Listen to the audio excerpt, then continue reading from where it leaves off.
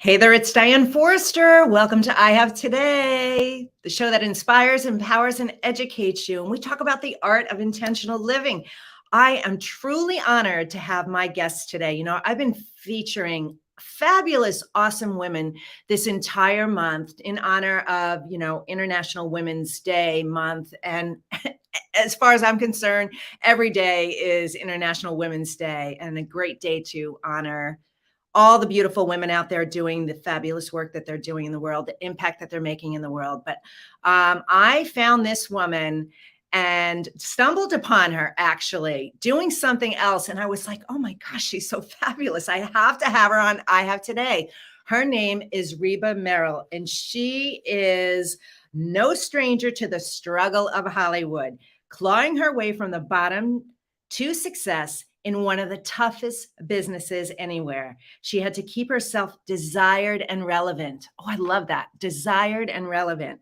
Her experiences shaped her by her ability not only to relate to celebrities, but also to create an environment where they felt comfortable opening up. She has interviewed every single famous person in Hollywood, and she's got an ability to really pull out and extract from them what's really going on and allowing them to open up. So it's not the same old interview. And she's interviewed Meryl Streep, Sandra Bullock, Jennifer Aniston, Harrison Ford, Will Smith, Robin Williams, Sean Connery, Tom Hanks, Whitney Houston, Angelina Jolie, Ben Affleck, Joaquin Phoenix, just to name a few. And I'm so blessed and honored that she's going to spend time with me here at I Have Today. And you are absolutely going to love her.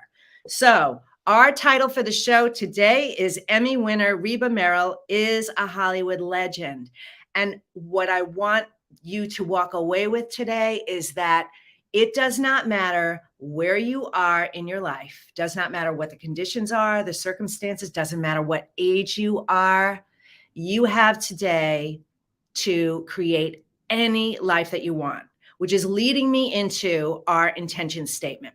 Our intention statement today is, I have today to change the stars and become my own star. You are the star of your own life. Whatever it is, whatever industry it is, whatever your passion is, whatever your purpose is, and you are supposed to shine that star as bright as you possibly can. And Reba is certainly shining hers, has been. She's going to share her stories. I can't wait to get into her story. And she was fired at the age of 45 for being too old. What? This show is about letting you know that she took that and turned that situation into empowerment with her and went on to create many talk shows, many amazing things that she's done. She's won awards and glory. People absolutely love her, and you are going to love her too. So our intention statement, I have today to change the stars and become my own star. That is available for you if you want it as a screensaver. I want you to go to my Instagram page, Diane Forster Official. And there you will see a little button that says wallpapers. And right there, the graphic is already there. Take a screenshot of it and use it as your screensaver this entire week, so that every time you look at your phone, you see these words and it starts to change and reprogram your subconscious mind. And you start to feel like and realize, hey, I can change my stars. I can become my own star in my life. All right. So on that note, I want you to stay till the very end of our show today, because two things are going to happen. I'm going to invite you to go to my free masterclass where I'm going to teach you how you can launch and star in your own TV show. I'm going to teach you the top 7 things, the secrets your show must have. Absolutely. You need all 7 of those things to create a really dynamic, unique show that's unique to you and that attracts your right fit audience. And then I'm going to share the top 3 mistakes that I see most hosts making. And again, this is an absolutely free masterclass. So I'll have more information for you about that at the end. And then we always end every episode with a powerful mantra meditation based on today's topic, our guest, the theme, and how to really live your life intentionally, the I Have Today way. So make sure you stick around for that because it's going to make you feel so good. And that's my goal and intention for you, that you leave this episode feeling better at the end than you did at the beginning. I want you to have a healing experience. So, all right. Well, we're getting ready to bring Reba up on stage with me, or in the studio with me, the virtual studio. And before we do that, two things.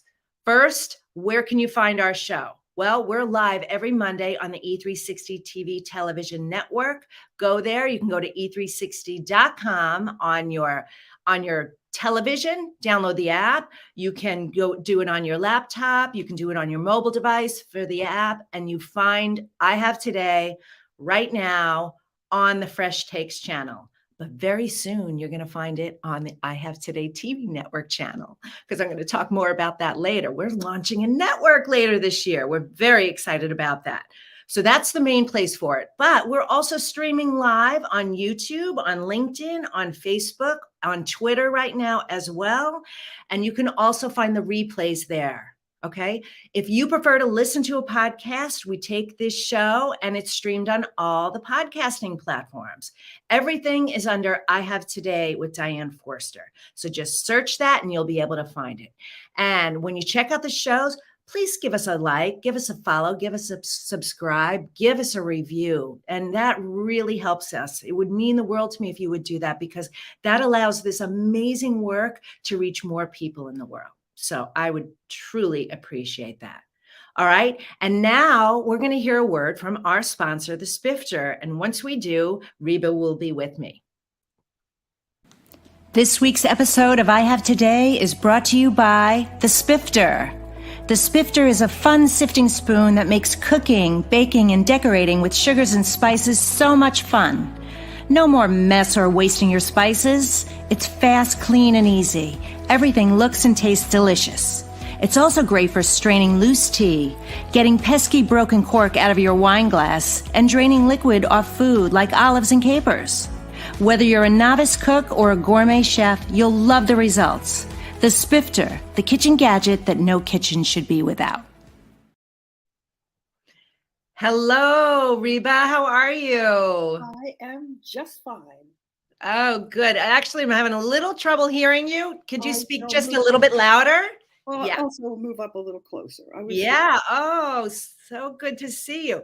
Well, welcome to I Have Today. It's such an honor and a privilege to have you with us. We are going to have a fantastic conversation. And we were just talking offline before we went live, and you asked, how did I find you? And it's so interesting because you're pretty hidden, and you are really kind of a secret weapon. You're Hollywood's best kept secret. But I don't know. I have this way of manifesting and attracting incredibly awesome women. And I don't mean this I want to say this with the most utmost respect, that there are so many extraordinary women out there doing extraordinary work who aren't in the main, spotlight, right? And I love to honor those women. And we're going to be launching a TV network, as I mentioned earlier in this episode here. And my goal with that is really to find, and I am finding, these extraordinary women out there, ordinary women doing extraordinary things. They're not ordinary, just, they don't have like the mainstream mass appeal yet. So, and I love that. I love that. So, yes. So okay. I want to just read this to everybody. While interviewing many of Hollywood's top stars, Reba made a name as an interviewer who never delved into gossip. I love that so much. Rather, Reba's unique interview skills drew out powerful and intimate moments from these very public celebrities. She hosted 4 talk shows. Don't you love that? Reba, Good Morning Arizona on ABC, Sun Up San Diego at CBS. I can't wait to talk about that. And That's Life on Cox Cable, which garnered her an Emmy Award and a Cable Ace nomination. That is amazing. So what I want you to share with us is a little bit of your background story. How'd you get into into journalism and interviewing and reporting and all of that? What was the backstory? From the time I was 12, I wanted to be an actress. But since I told you my age, maybe I should start with, because it all had to do with age. Because I was born in the 30s. I'm 88 years old. Therefore, my life was destined by what my parents wanted. And my parents wanted me to get married. In fact, I had an arranged marriage, and that didn't last. So I had a divorce with 2 children, and I married someone who was highly educated, Dartmouth, Johns Hopkins, and he says to me, "You're really smart. Go do something with your life." So I went to school because he thought that I would be a teacher, and I knew I couldn't be an actress because I wasn't that good as an actress. But I knew I was comfortable in front of people. And so after we lived all over the world, we actually lived in London for 2.5 years and Washington, D.C. We lived all over. We ended up in Phoenix, Arizona. And I had always done commercials because that's how I bought Christmas presents. Okay? Because I was a traditional wife and mother. I didn't have an income. I didn't do anything. And so what happened is that I get a commercial in Phoenix, and it embarrassed me because the words that were coming out of my mouth, now this is in the 70s, were not the kind of woman I wanted to be able to speak to. So I came home and I said to my family at dinner, "I'm going to go get a talk show." And after the laughter subsided, I put together a plan on how to get a talk show. And it took 9 months of the ABC general manager, and who I saw once a week. Actually, I saw all the stations. They all turned me down. I don't know why, but they did. But the ABC guys didn't. He turned me down, but he said not yet. And I held on to the yet. And I made it part of my life because I looked at it. Yet, Y-E-T. Oh, I'll drop the T, put an S on it, and I will have what I wanted. And 9 months of looking him in the eye, and he kept saying, "Not yet." And then finally he said, "I'm going to give you a show for 4 weeks, once a week. I hope you like this, on Wednesdays at 2:30 in the afternoon. And we're paying you $25. And I took it. And he says, "And it's only for 4 weeks." Yeah. The first person I interviewed was Francois Gillot. And being in Phoenix, we had a lot of celebrities that came through.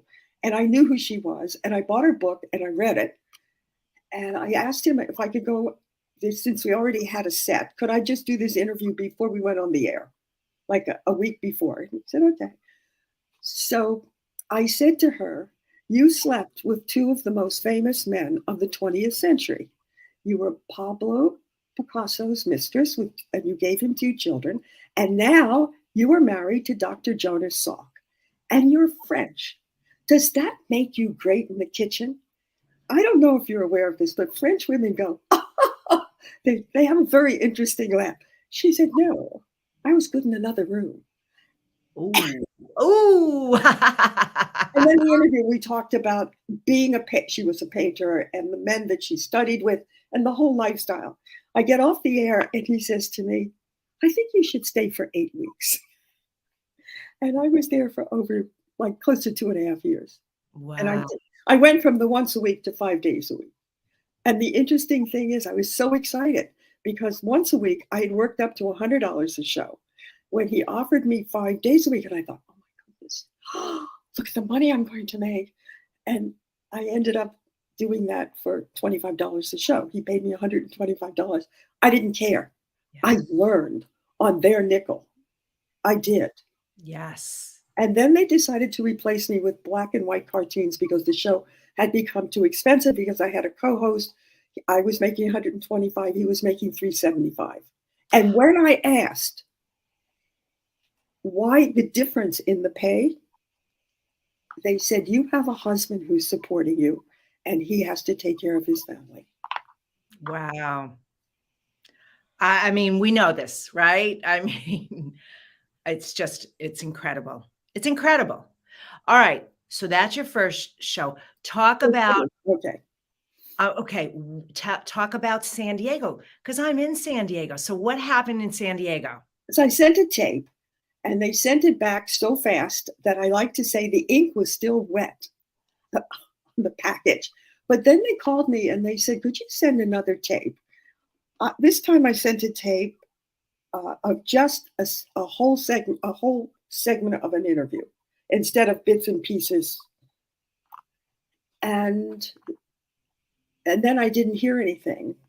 But there was an agent in LA who kept calling me and kept saying, I really should get you out here. And a girlfriend of mine decided to take me to LA.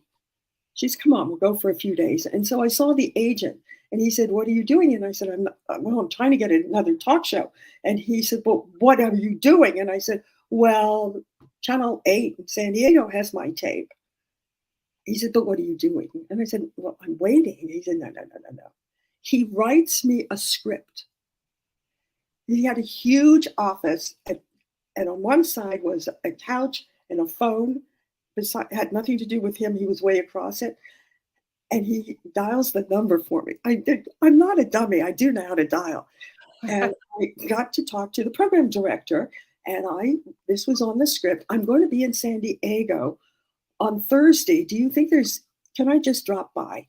Now, in those days, Channel 8 was still close to the airport. They hadn't moved to Engineer Road yet. Mm-hmm. So he said, "Yeah." And I said, "Maybe we can have lunch." He said, "Don't be silly. We're not having lunch." Yeah. But I went. I flew down just to see him. Mm-hmm. And we had this conversation, and I came at 11 o'clock. And he said, "Oh, let's grab a bite to eat." Wow. So, and we did. And we come back to the station, and he says to me, "I want you to interview me right now." Wow.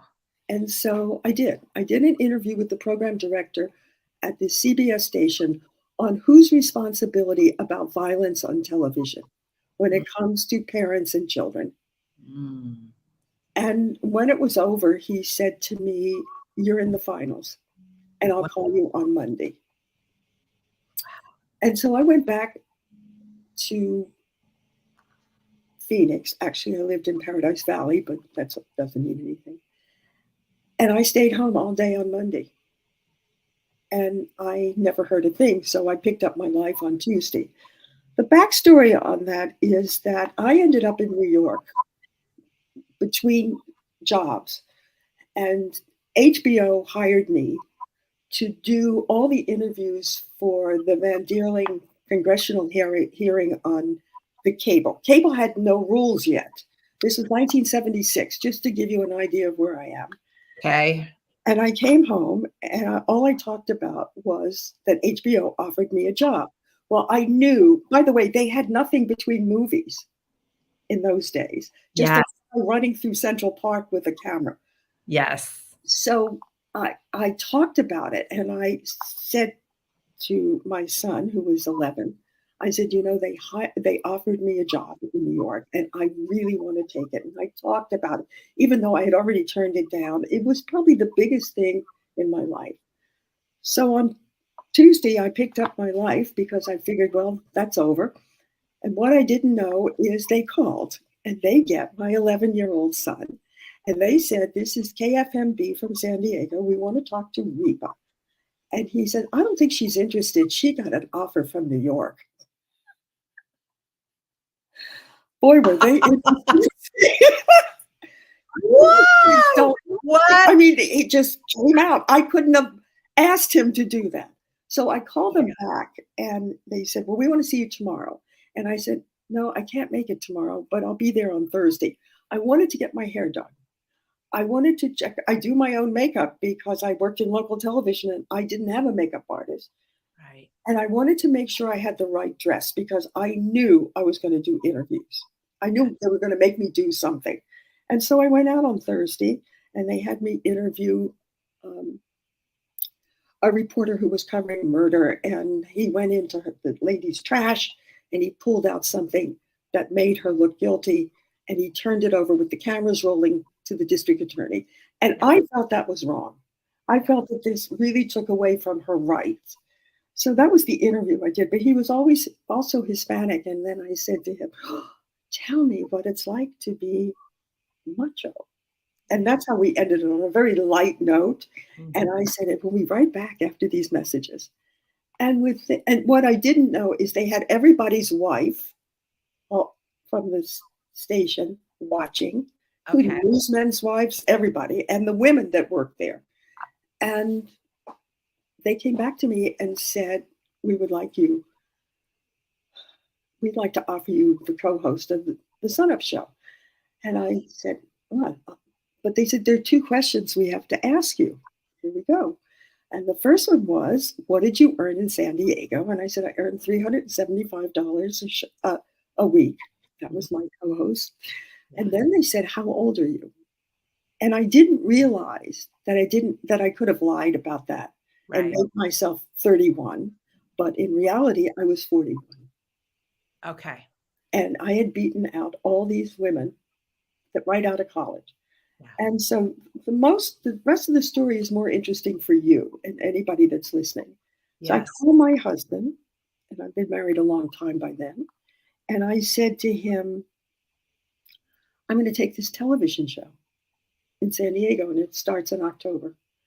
And he said to me, you can't do that. And I said, I can't believe these words, but I did, in quotes, you don't own me. Yeah. What's really interesting, for the first time at 41, I was going to put myself first, because doing the television shows in Phoenix didn't disrupt the family. I cooked dinner every night. Yes. The only thing that was difficult is that my son had to lock the door because I left early in the morning to do the morning show. But other than that, I carpooled, I cooked dinner. You wouldn't have known I was even working. Wow.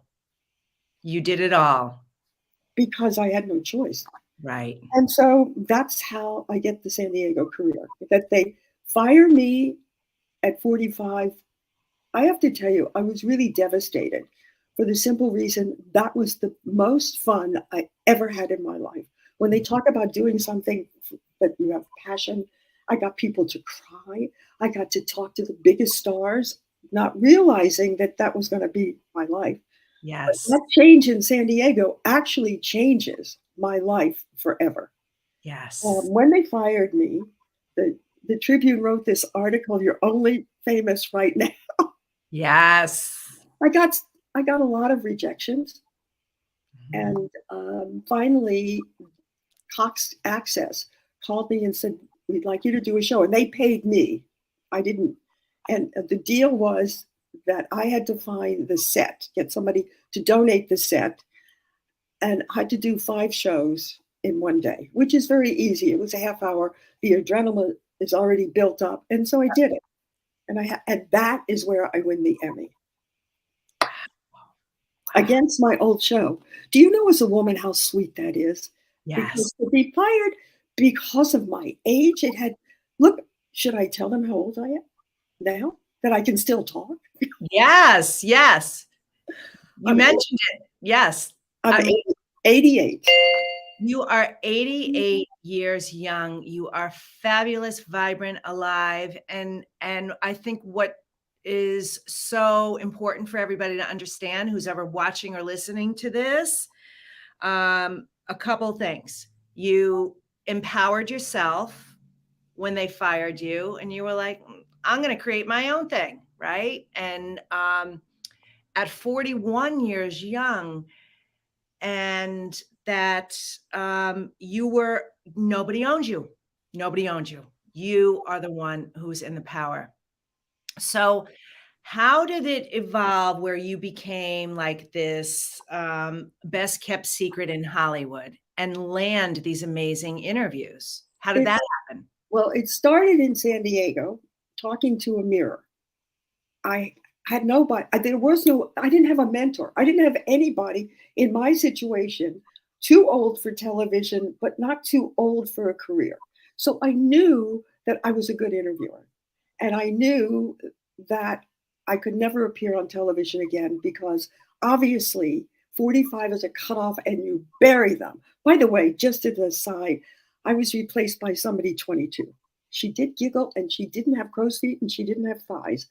but she couldn't interview either. Okay, so the thing is, I talked to myself and I said, don't lie.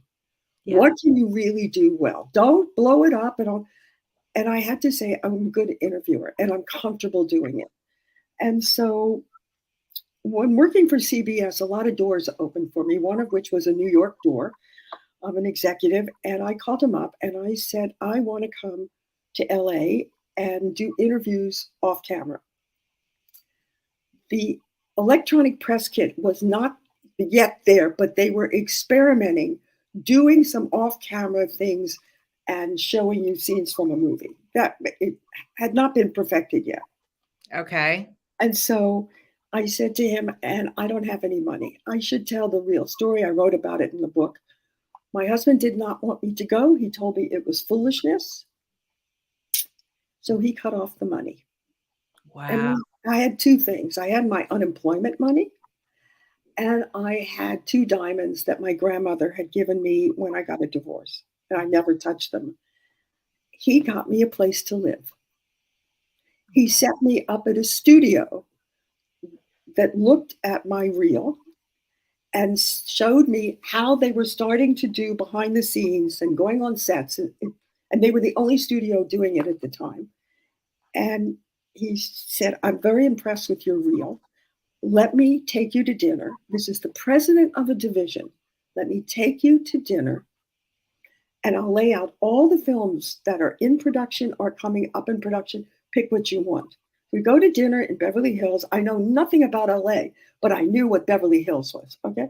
Right. And we have dinner and dessert comes. And he said, okay, how many films do you think you could work on at the time? I said 4. He said, okay, we have this, doesn't matter.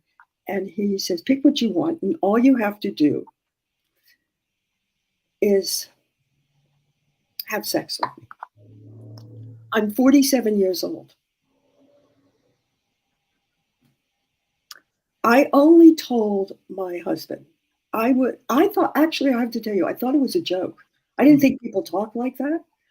So I went home and I went to where I was sleeping on somebody's couch. And he calls me and he says, are you coming to work at the studio? And I said, no. Mm-hmm. He also had the pleasure of blackballing me for 8 years. Wow. Yeah. But it opened my eyes that I can ask for help, which I hadn't done. Yes, I asked the guy in New York, but the guy in New York is in New York. Mm-hmm. But when he called and he said, how did it go? And I told him the truth. He said to me, what do you want? I said, get me into another studio. Yeah. Get me a room, a book of stations, and a phone, and get me there for 5 days. Nobody told me to do this, but I knew that Reba Merrill from nowhere, nobody's going to want. But Reba Merrill with 20 stations taking her interview might be interesting to studios. Yes. And so I did it for 5 days. I ended up with 55 stations on the top 50 markets. And the only big city that I didn't have was LA. But I had New York, I had Chicago, and I had big affiliate stations. I didn't have independent stations. I had big ones, WLS in Chicago, the CBS station in Philadelphia. And then I started calling the studios, who I knew everybody from when I did the morning show, and nobody would take my call. And that's when I discovered that I have to keep asking for help. I had met this man. He's like, I thought he was so old. He was 80. I asked him, he was a big publicist and retired. And I said, could you help me? This is what I want to do. I had already done one. I had done one that was in my head for my 55 stations. And I did it with somebody that I had worked for, and we had stayed in touch with Christmas cards. That's all. He was in LA, I was in San Diego. Right. And when the money came from Warner Brothers, he kept it all. He kept 90% of the money. And I had offered him 50%. And so I took the master and then went looking for help. I already knew that what I had created not only was going to work, but because of his greed, it was all mine. Yes. It was all mine. Yeah. And so this man said, I can't help you, but Arthur can. And I went to Arthur, and there he was in a rocking chair. He was 80, whatever. And he picks up the phone, makes one phone call. and introduces me to the man who's going to change my life, Andy Keene. Andy Keene ran the biggest trailer house in Hollywood. That's where they make The Coming Attraction. Mm-hmm. And he looked at the piece I did on Dee Wallace, who was the mother in E.T. Yes. He did, and said, well, I'm doing a special for ABC on The Natural. So come on the set and interview Robert Redford for your little questions. And that's how it starts. Robert Redford was your first interview. Ah, that is so good. Okay. 3 weeks later, he sends me to Malibu to interview Paul Newman. Oh my God. Here's the woman that nobody wanted. I couldn't give myself away. So much value in that about asking for help and putting yourself out there. And this is a big thing for you ladies out there. It is not a sign of weakness. You do not need to take it all on yourself. Put yourself out there and ask for help. If you didn't do that, Reba, this door would not have opened. Exactly. It would have been a struggle, and you probably would have given up at some point, right? Exactly. Too many doors, slammed in your face, and too many no's. This is so good. This is, and let me ask you, I have a few questions for you. What was your favorite interview? Do you have one favorite interview, like above all of them? Well, it used to be Cher because she talked a lot. It was very early in her career, like it was her second movie. Yeah. But then I interviewed her again, and she treated me terribly because she didn't like the film and the director, and she took it out on me because I was the lowest one on the film set. Okay. Yeah. So I replaced her with the most difficult interview because he is tough and he's a curmudgeon, and he liked me. I mean, he really liked me. And his name was Harrison Ford. Wow. In fact, just to show you, I don't know if it'll pick it up. That's the second book I wrote. That's from the Sun Up, San Diego. Hold, what's the title? Because it's blocked by your name here. Oh, okay. Making it. Working it? No, yeah. Please. I was working it. I was making it. What I got away with in Hollywood. Otherwise, it looks like he was eating me for lunch. He was up to, but this is from Sun Up. This is from Star Wars. This is 1977 picture. That's amazing. That's amazing. He had a lot of marijuana in him, so he was very friendly. But he has by the time I get to LA and I start hearing, he had a terrible reputation. He's a curmudgeon. He doesn't suffer fools well. And by then I was working internationally, and my interviews were playing in 60 countries on 35 to 5,000 television shows. And so they gave me 20 minutes to do this interview for Air Force One. And when I walked in, and he's stirring his coffee in the outer room of the suite, he says, "Oh, it's so nice to see you. I'd never seen this. I hadn't seen him for 15 years." So I turned around. I'll never do that again, to see if he was talking to somebody else. He was talking to me. So I'm not perfect. Right. And so I said to him, "Don't worry about the questions. I know all the answers. What I was saying is I did the research." That's what I was really saying to him. So we sit down to do the interview. I can't remember the year, but I was pretty close to 60 by then. Okay. And no, I was in my late 50s. Okay, because it's 15 years. And I said to him, "I would like a 2-shot so my mother will know what I'm doing. I just want you to know my mother wasn't alive, but I wanted to pretend that I was young because I didn't tell you the one thing that I did." What? When my 50th birthday came, so this had to be after my 50th birthday, I invited everybody in the business that was breathing that I knew. Breathing, I didn't care. And announced that it was my 40th. Wow. I never had to talk about age again. Yes. So I lied. Yes. And it bothered me. It bothered me later in life that I had to do that I had to stoop to the game because I knew what I had created. I had one of the most powerful women in Hollywood say to me, "You have changed how films are marketed." Mm. And here I am, was not willing to be honest about who I really am, a woman of a certain age. Or as my daughter says, well, you worked through the sell by period. She said Yeah. you went right by sell by. Right. Right. But you did. How astute of your daughter to say that, right? And She that's said, because we worked for 20 years together. She became my producer and my editor. yeah. That was I mean, we're talking the 70s, right? This is like the mid 70s? No, now I'm in the 80s. I come to Hollywood in 1982. I'm 47 years old.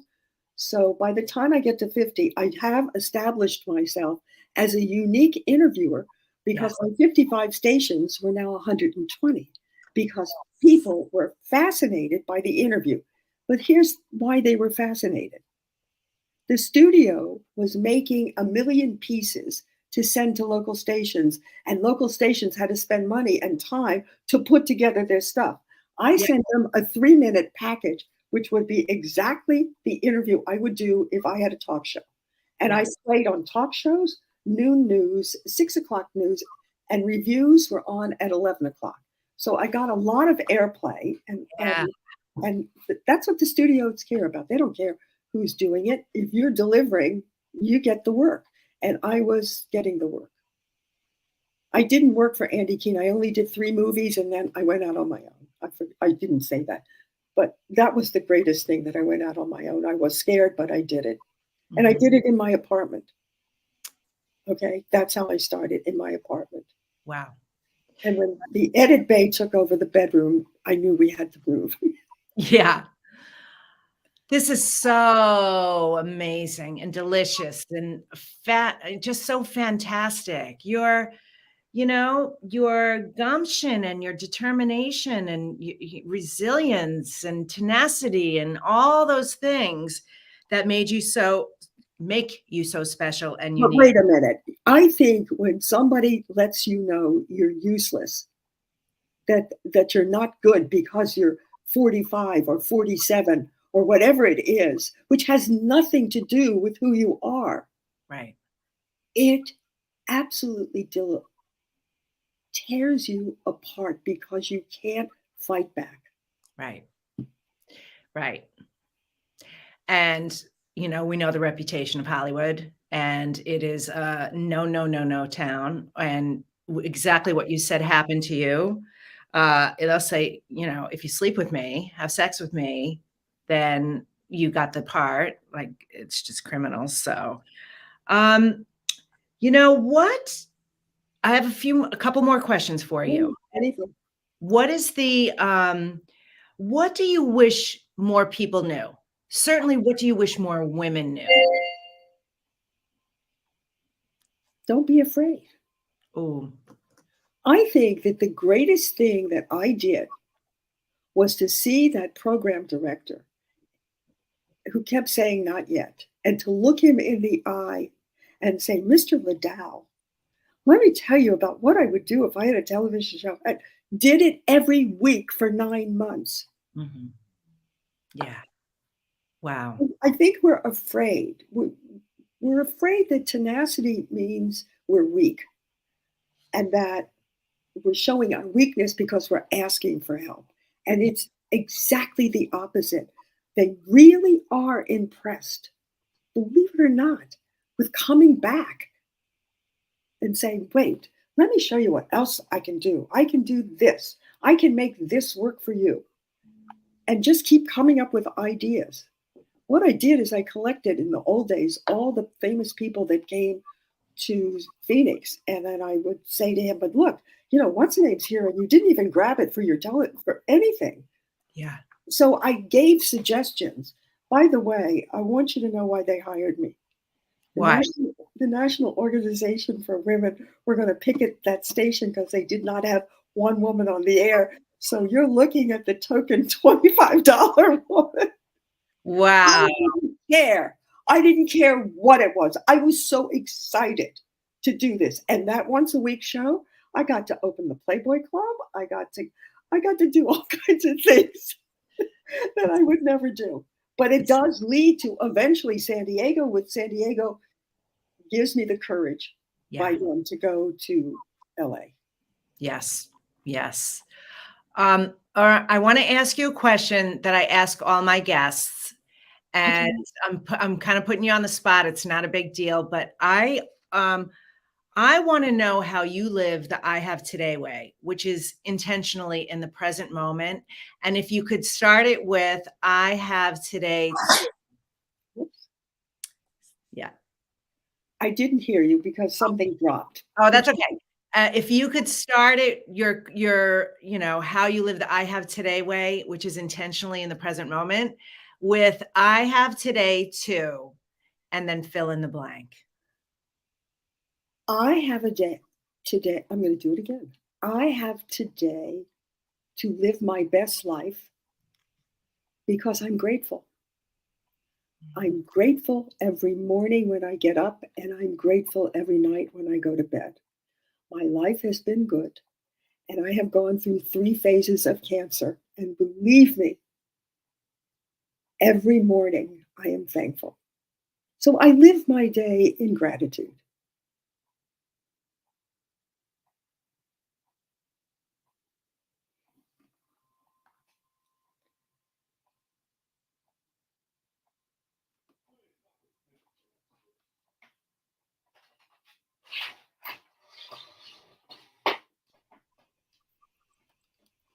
If you can hear us, oh, there we go. There we go. We're back. We are back. All right. Did you hear what I said, or do you want me to do it again? I would love for you to do it again. Yes. I don't know. I shouldn't have said about some of the stuff's too personal, but okay. I live today. I have today. Oh, I have today. Give it to me again. I have today to. Okay. I have today to live my life with gratitude. I am thankful for all the good things. I am thankful for all the bad things. I am grateful when I get up in the morning, and I am grateful when I go to bed at night. That is so beautiful. And gratitude really is the path to happiness. Of course, your life has been this beautiful, beautiful scenario of so many amazing things happening, because when you live in gratitude and appreciation every day, the universe can't help but bring you so much to be grateful for, so much more. But I didn't ask for a lot of stuff. I just wanted a little job doing interviews behind the scenes. Yes. Never did I realize that I ended up running a company, a boutique production company. I worked for every studio, and I will tell you why I am a secret.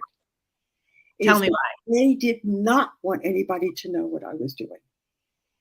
Really? Because the airplay was so extraordinary that when they decide to try me, Fox decides to try me internationally because they had never done this internationally. And when I did the job, it wasn't my interview.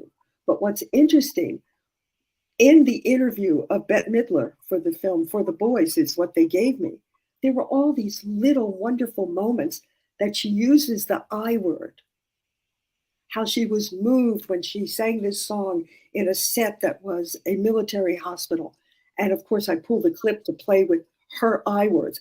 That was my secret, is that I turned these interviews into personal interviews for the simple reason I wasn't there.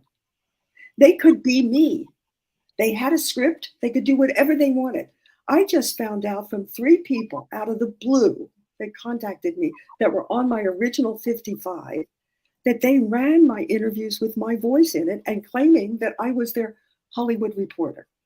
Wow. Never saw me. They never saw me. That is amazing. So that's why it was a secret. The studios wanted it that way, not me. I want the world to know what I did, but. Yes. Oh, that is so beautiful. That is so good.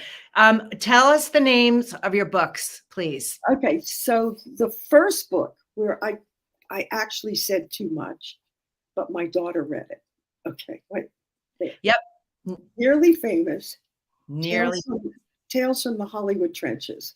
I wrote this for my second half of my career, is that once I stopped working at 71 and a half, you think only kids want to be 4.5?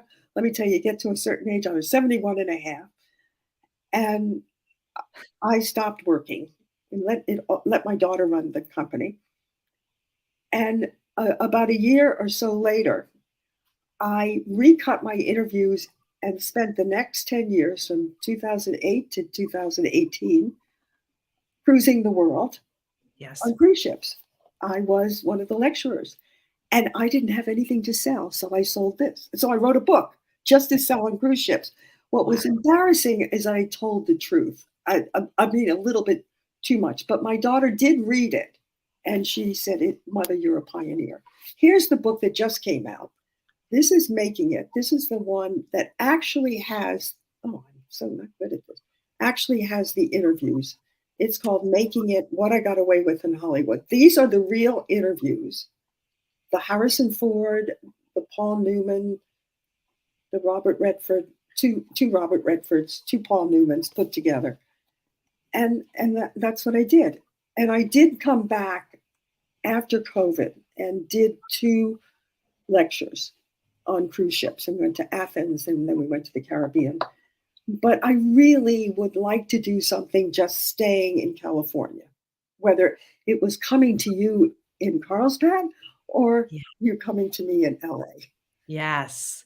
You and I are definitely going to meet in person. Well, you're the young woman that I am so excited to meet, to see what you're doing, to taking all the stuff's available and turning it into your thing. That is definitely you, Diane. Mm-hmm. And I was very touched and I was really honored that you got in touch with me. I have to say that. Well, thank you. I so appreciate that. And I'm humbled too. You know, I just so believe in what I do too, like you did. That's what I admire you. And I'm 58, by the way. I am, 58 years young. I say that. And I feel like I'm just getting started. So when they say you're too old, that model doesn't work anymore. That is, an old way of thinking. And what I discovered, and you don't know my story. I will share my story with you. We'll over lunch or dinner or drinks or coffee, whatever. But my research and my transformation, my reinvention to be doing this, because I actually spent 32 years in the advertising and television industry. I was a media buyer. I was a television sales rep for ABC for 20 years. So I know all the stations you're talking about. I know the industry. And when I decided to reinvent myself and become a life and mindset coach, I knew I wanted to have a TV show because I knew I needed to figure out a way to stand out and differentiate myself, but also speak to a larger audience about what I learned. And what I discovered is we, like fine wine, are getting better and better and better. And it's many women who are in this chapter, I call the second chapter, it's not it's like the second chapter, are so brilliant, so talented, but so afraid, number one, to ask for help. Number two, to maybe even not even know what to ask help for, but to get the help and support they need to step into the highest, greatest, fullest potential of themselves. And so that's my mission, is to provide resources for them out there. And the reason why you are so successful at what you've done is you were able to find a gap, a little niche. Yes, that tiny little niche, that gap, that's so powerful. And yet you changed the way films were marketed. You changed an industry. It's so powerful. Wait, I have to tell you, I didn't know I did that. Okay, I didn't say, oh, look what I've done. I never knew that. I did my passion. I was so happy. It doesn't matter that it was 2 o'clock in the morning and I still didn't have the interview with the star when we were on the set. Yeah. It didn't matter. Yeah. But I do wonder, I don't know what your time is like, but I wonder if I can share something very funny. Actually, we do have to wrap. Oh, We it's have, I was going to give you the 10 things I learned working in Hollywood, but Oh, I'll yeah. just, can I do it? Yes. How quick can you do it? Okay, when dealing with incompetent people with studio power, take your name off the project. Mean people don't single you out, they're mean to everyone. Don't take on someone who is sleeping with their powerful boss. Make contacts first and develop your talent later. That's a big one. Oh, yeah. And a an ego is hazardous to your health, your marriage, and your career. An inflated ego. Since Hollywood is high school with money, stay away from the mean girls. Don't burn bridges. Keep your opinions to yourself. A successful career does not guarantee happiness. Always say yes, even if you mean no. And for me to survive in Hollywood, I had to learn to lie. Oh, wow. Those are so good. Those are so good. It has been such a pleasure to have No, you. it's Uh, listen, this was my pleasure. mm, I've done a lot of interviews, and it's not often that somebody is so well prepared and knows exactly what they want out of me and didn't tell me so that everything was fresh out of my head, whether it worked or not. And for you, I loved it. oh, oh, I'm so honored. I'm so touched, and I'm so grateful. And I know you and I will connect, and we will definitely be doing some things together. I feel it. I truly feel it. All right. So if you want more information about Reba, go to rebamerrill.com. We will have the information on her books and her website in our show notes. It's been a privilege. Thank you so much for spending time with me here at IHO today. Sending My you pleasure. love. Okay. Bye. Bye-bye. Extraordinary, extraordinary. All right. So team, we're going to, right now, I'm going to have you put up the link for tvhostmaker.com. I want to tell you guys what we're doing.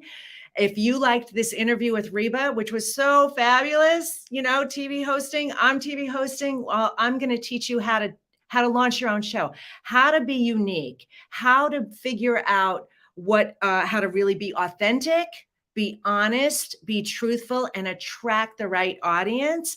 This free masterclass is going to help you because you are uniquely special and gifted as well.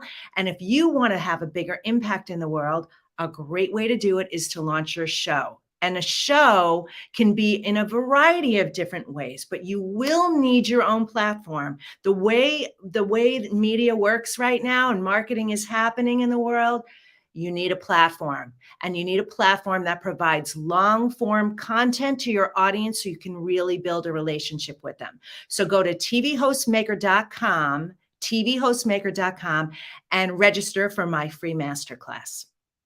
All right, we have just a minute left, and I want to do the mantra meditation super quickly.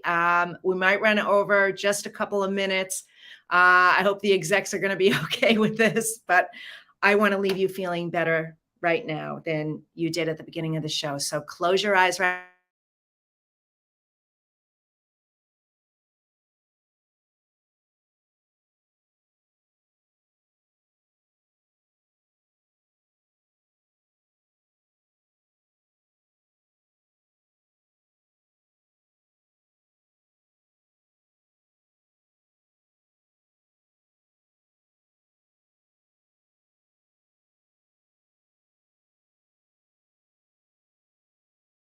now and hold it.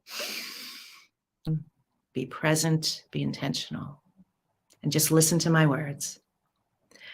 I have today to love my life. Something really good is going to happen to me today. I can feel it. Miracles big and small. I notice them all. Yes, yes, yes. Thank you. I have today to change the stars and become my own star because I do have that power.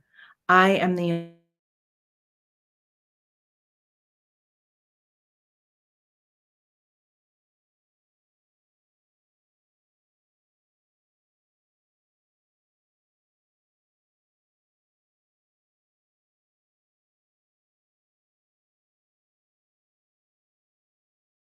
Only more not yets to feel afraid. Go after your goals, your dreams, and desires. Keep going back. Keep coming up with ideas. Keep making it easier for them to say yes to you, whatever it is. And most importantly, keep asking for help. There's no shame or guilt with that. In fact, it opens up so many doors. So be brave. Find that niche. Find that thing that you are so uniquely good at and shine it bright. You can change your stars and be the star you are. And so it is. Thank you. Thank you. Thank you. I want to thank my guests, Reba Merrill, for being here today. I want to thank you, audience, for being here as well. I hope you enjoyed this. Please remember to subscribe to our show. I Have Today with Diane Forster. We are on E360 TV. We are on Facebook, YouTube, Twitter, LinkedIn, and also on all podcast platforms. You can find more information about me at dianeforster.com.